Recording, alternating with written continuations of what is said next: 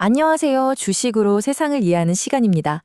자, 2026년 새해에도 주식시장은 정말 예측 불가의 매력을 뽐내고 있네요. 마치 뭐가 나올지 모르는 블라인드 데이트 같아서 설레기도 하고 또 긴장도 되는데요. 오늘은 바로 이 시장의 폭풍 속에서 우리가 주목해야 할 숨은 보석, 올해 첫 바이오 대우로 꼽히는 카나프 테라퓨틱스에 대한 심층 분석 보고서를 여러분과 함께 열어보려고 합니다. 과연 이 회사가 꽁꽁 얼어붙었던 바이오 투자 시장에 따뜻한 봄을 가져다 줄 수 있을지 제 20년 경험을 바탕으로 아주 날카롭게 파헤쳐보겠습니다. 시작하기 전에요. 지난 영상에 남겨주신 구독자님들의 소중한 의견 덕분에 더 깊이 있는 분석을 준비할 수 있었어요. 정말 감사드립니다. 그럼 본격적인 분석에 들어가기 전에 늘 그렇듯 중요한 안내 말씀부터 드릴게요. 지금 보시는 내용은 투자를 판단하실 때 참고하시라는 정보 제공 목적이고요. 특정 종목을 사시라거나 파시라는 추천이 절대 아니라는 점 분명히 말씀드립니다. 모든 투자의 최종 책임은 누구에게 있다? 네, 바로 투자자 본인에게 있다는 점. 이건 아무리 강조해도 지나치지 않죠. 항상 안전벨트부터 단단히 매고 출발하셔야 합니다. 자, 바로 이 질문으로 오늘 이야기의 문을 열어보겠습니다. 정말 길고 추웠던 바이오의 겨울, 과연 그 끝이 보이는 걸까요? 지금 시장은요, 이번 카나프 테라퓨틱스의 상장을 그냥 한 기업의 이벤트로 보지 않아요. 전체 바이오 섹터의 체온을 재는 아주 중요한 온도계로 보고 있습니다. 여기서 만약 뜨거운 열기가 감지된다면 얼음장 같았던 투자 심리 전반이 스르르 녹아내릴 수 있다는 기대감이 깔려 있는 거죠. 그래서 오늘 저희는 이 6가지 순서대로 카나프 테라퓨틱스를 속속들이 파헤쳐 볼 겁니다. 요즘 시장 분위기는 어떤지부터 시작해서 이 회사가 가진 독특한 사업 모델, 그리고 핵심 자산과 재무 상태, 또 우리가 절대 놓쳐서는 안 될 위험 요인까지 꼼꼼하게 짚어볼 거고요.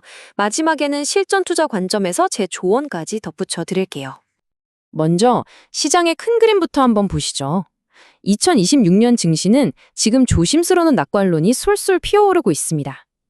특히 몇 년간 혹독한 자금 가뭄에 시달렸던 바이오 업계에서 카나프가 첫 대규모 상장주자로 등판하면서 시장의 모든 스포트라이트를 한몸에 받고 있는 상황이에요. 마치 오랜만에 열리는 큰 파티에 과연 누가 첫 춤을 추러 나올지 모두가 숨죽여 지켜보는 것과 똑같습니다. 그런데 정말 흥미로운 점은요, 카나프의 여정이 처음부터 순탄했던 건 아니라는 거예요. 화면에 보이시는 것처럼 첫 번째 기술성 평가에서는 아쉽게 고배를 마셨습니다. 하지만 여기서 주저앉지 않고 부족했던 데이터를 보강하고 사업 논리를 더 날카롭게 다듬어서 결국에는 최고 등급인 AA를 받아냈죠. 이 한 번의 실패를 딛고 더 강해져서 돌아온 회복 탄력성, 그리고 그 이후에 단 2달 만에 거래소 승인을 받아낸 이 속도, 이게 바로 이 기업의 저력을 보여주는 아주 중요한 대목이라고 할 수 있습니다. 그렇다면 도대체 시장이 왜 이렇게까지 카나프에 주목하는 걸까요?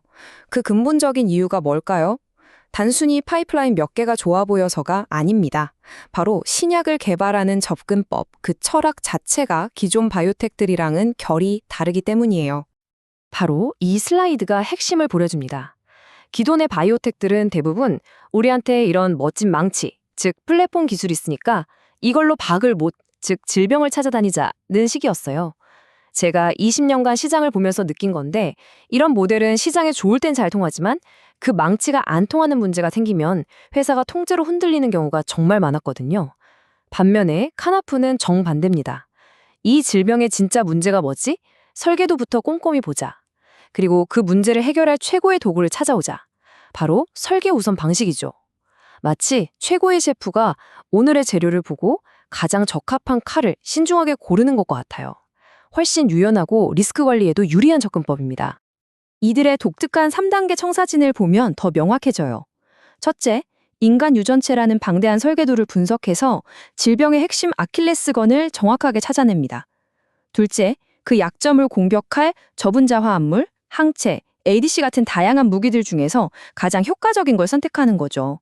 여기서 ADC라는 건 항체에 약물을 붙여서 마치 암세포만 딱 찾아가는 유도 미사일처럼 작동하는 최신 기술을 말하고요. 그리고 마지막으로 개발 초기 단계부터 대형 파트너사와 손을 잡아서 리스크는 나누고 개발 자금은 미리 확보하는 아주 영리한 전략을 쓰고 있습니다. 자, 그럼 백문이 불여 일견이죠. 이 멋진 청사진이 과연 실제로 어떤 결과물을 만들어냈는지 카나프의 핵심 자산이자 왕관의 보석이라고 할 수 있는 신약 후보 물체들을 하나씩 꼼꼼하게 살펴보겠습니다. 화면의 표를 보시면 한눈에 딱 들어오죠? 항암제부터 안과 질환 치료제까지 작은 저분자 화합물에서부터 복잡한 융합 단백질 그리고 최신 기술인 ADC까지 특정 기술 하나에 올인하지 않고 질병에 맞춰서 다양한 무기를 다루는 이 포트폴리오의 유연성이 정말 돋보입니다. 그리고 이미 오스코텍, 유한양행, GC 녹십자 같은 국내 굴지의 제약사들과 손을 잡고 있다는 점도 이들의 기술력에 대한 일종의 보증수표 역할을 해주고 있다고 볼 수 있죠.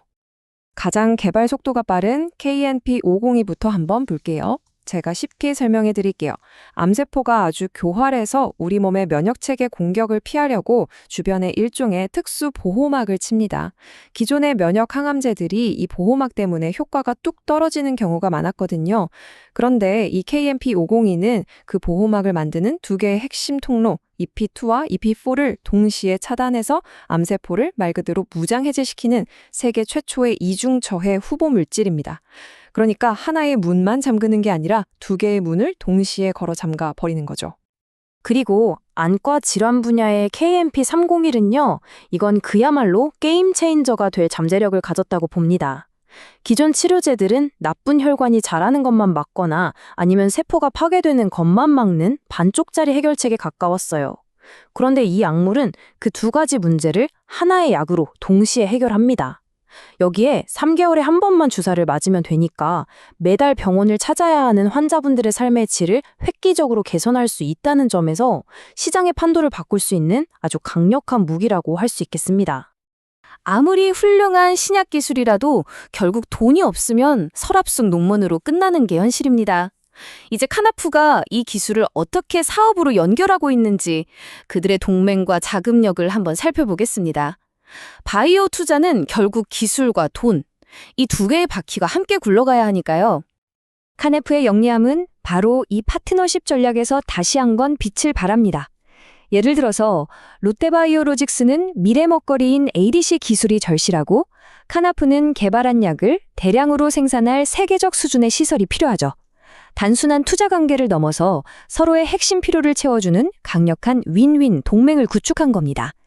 이건 단순한 협력을 넘어 기술 개발부터 상업 생산까지 쭉 이어지는 하나의 생태계를 만드는 아주 전략적인 수라고 볼 수 있습니다.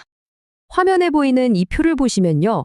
대부분의 상장 바이오텍과는 다른 점을 발견하실 수 있을 거예요. 바로 이미 매출이 발생하고 있다는 점이죠. 그리고 더 중요한 건 기술 이전 계약이 기반한 아주 명확한 수익성 로드맵을 가지고 있다는 겁니다. 2027년에 손익분기점을 넘고 2028년에는 상당한 흑자를 목표로 하고 있죠. 이건 그냥 막연한 꿈이 아니라 임상 단계별로 성공할 때마다 돈이 들어오는 마일스톤 방식에 근거한 구체적인 계획서라는 점에서 의미가 큽니다. 이 막대 그래프가 그 성장세를 시각적으로 아주 잘 보여주고 있습니다. 2024년 42억 원에서 2028년 437억 원까지 매출이 거의 수직에 가깝게 성장하는 모습 보이시죠? 물론 이 숫자들이 현실이 되려면 임상이라는 아주 큰 산을 여러 개 넘어야 합니다. 하지만 적어도 이들의 사업 모델이 뜬구름 잡는 이야기가 아니라 현실적인 현금 흐름으로 이어질 수 있다는 구체적인 청사진을 투자자들에게 제시하고 있다는 점에서 아주 중요한 지표라고 할 수 있습니다.